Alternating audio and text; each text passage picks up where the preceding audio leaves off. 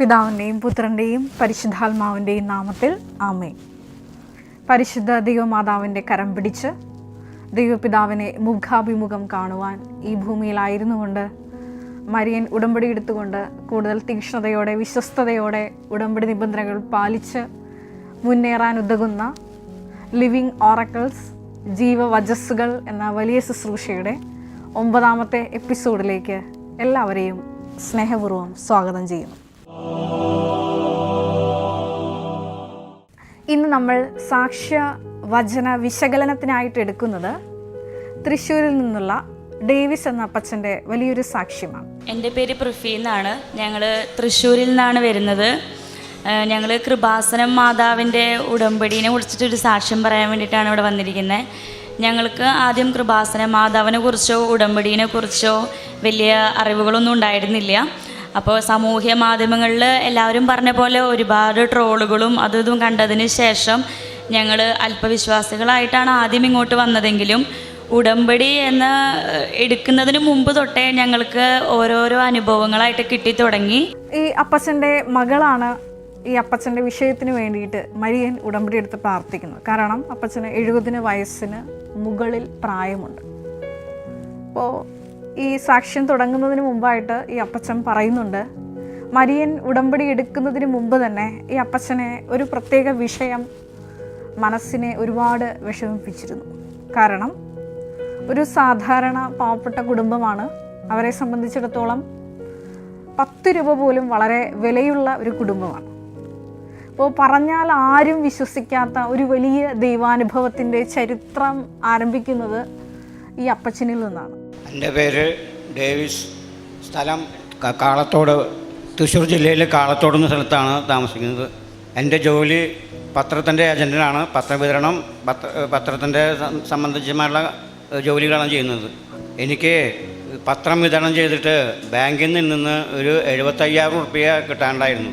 10 വർഷമായിട്ട് ആ പൈസ കിട്ടാൻ വേണ്ടിയിട്ട് പല വാതിലുകളും മുട്ടി, പല ഉന്നതമായ ആൾക്കാരെയായിട്ടും സമീപിച്ചു. അതായത് ഞാൻ നേരത്തെ പറഞ്ഞതുപോലെ 10 രൂപ പോലും ഒത്തിരിയേറെ വിലമതിക്കുന്ന ഈ ഒരു കുടുംബത്തിന് 75,000 രൂപയാണ് ബാങ്കിൽ നിന്ന് ന്യായമായി കിട്ടാനുള്ളത്.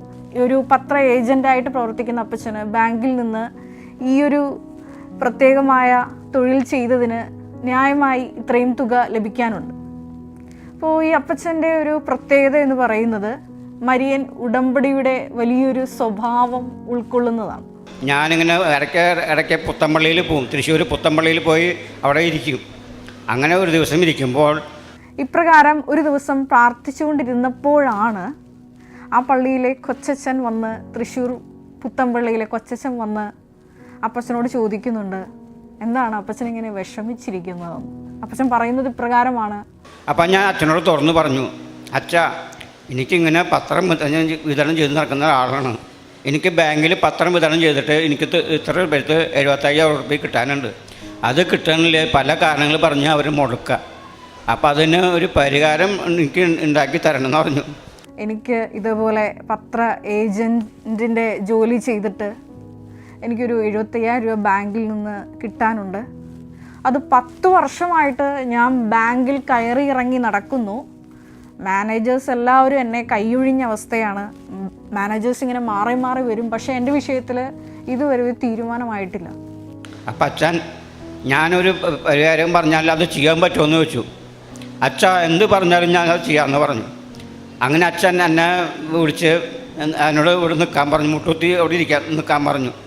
ഞാൻ മുട്ടൂത്തി നിന്നു. അച്ഛൻ തലയിൽ കൈവച്ചിട്ട് പ്രാർത്ഥിച്ചു. ഇങ്ങനെ പ്രാർത്ഥിച്ചുകൊണ്ടിരിക്കുമ്പോൾ കൊച്ചച്ഛൻ പ്രകാരം ഈ അപ്പച്ചനോട് പറയും, അപ്പച്ചൻ്റെ വിഷയത്തിന് ഞാനൊരു പരിഹാരം പറഞ്ഞു തരാം, അപ്പച്ചൻ അത് കേൾക്കോ എന്ന് ചോദിച്ചു. അപ്പച്ചൻ പറഞ്ഞു, ഞാൻ അത് കേൾക്കാം, അനുസരിക്കാം. അച്ഛൻ പറഞ്ഞു കൊടുത്ത ഇപ്രകാരമാണ്. അങ്ങനെ അച്ഛൻ പ്രാർത്ഥിച്ചു. അച്ഛൻ പറഞ്ഞു, നിങ്ങൾ കൃപാസനത്തിൽ പോവുക, അവിടെ പോയിട്ട് പ്രാർത്ഥിക്കുക, ഉടമ്പടി എടുക്കുക, അതിന് ഫലം നിങ്ങൾക്ക് ഉണ്ടാവുമെന്ന് പറഞ്ഞു. കൃപാസനത്തിൽ പോയി മരിയൻ ഉടമ്പടി എടുക്കുക, അപ്പച്ചൻ്റെ വിഷയത്തിൽ പരിശുദ്ധ ദൈവമാതാവ് ഉടമ്പടി വഴിയായി ഇടപെടും. ഇതാണ് പറഞ്ഞു കൊടുത്ത ഒരു പോംവഴി എന്നത്. ഞാൻ ആദ്യം പറഞ്ഞു, പറഞ്ഞാൽ ആരും വിശ്വസിക്കാത്ത ഒരു മരിയൻ ഉടമ്പടി അനുഭവമാണ് ഈ ഒരു ഉടമ്പടി യാത്ര അവസാനിക്കുമ്പോൾ നമ്മളിപ്പോൾ കാണാൻ പോകുന്നത്.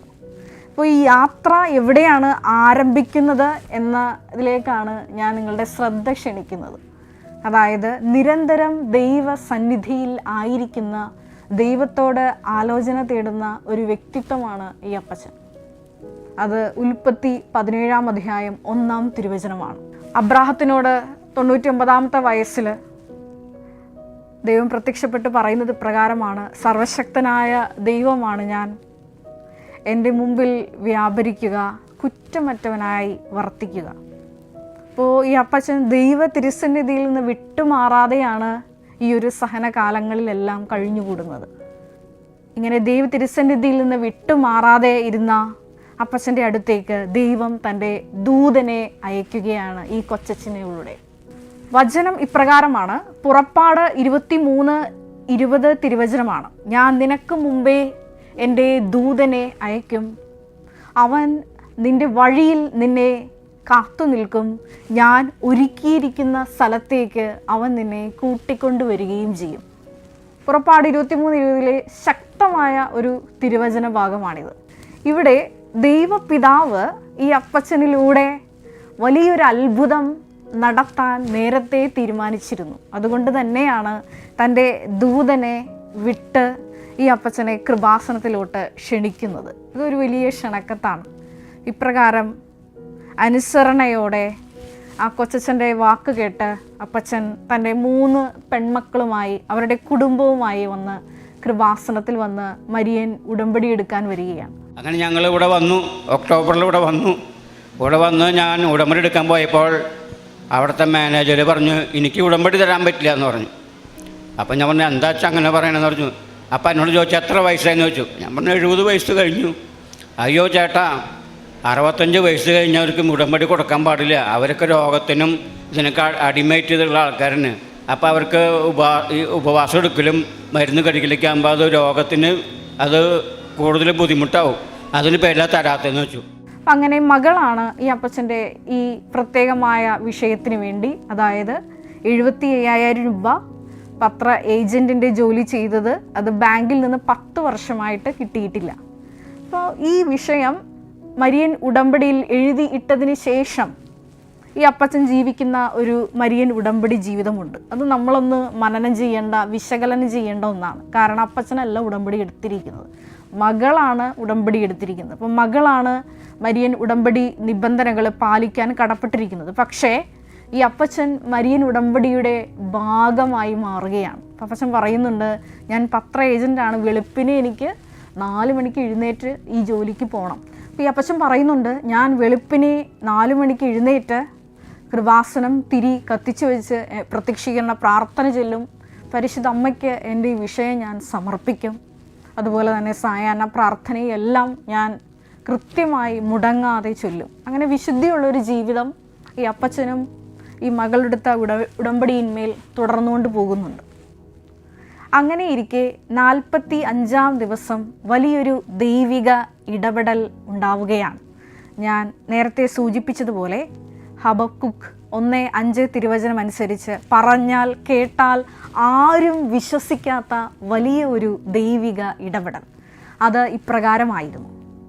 2 മണിക്ക് ജോലിയെല്ലാം കഴിഞ്ഞ് വന്ന് ഒന്ന് കുളിച്ച് പതുക്കെ മയങ്ങുമ്പോൾ കൃത്യം 2:30 മണിയോട് കൂടിയിട്ട് കൃപാസനത്തിലെ മരിയൻ പ്രത്യക്ഷീകരണ സമയമാണിത്. അങ്ങനെ ഞാൻ 2:30-ക്ക് കിടന്നു.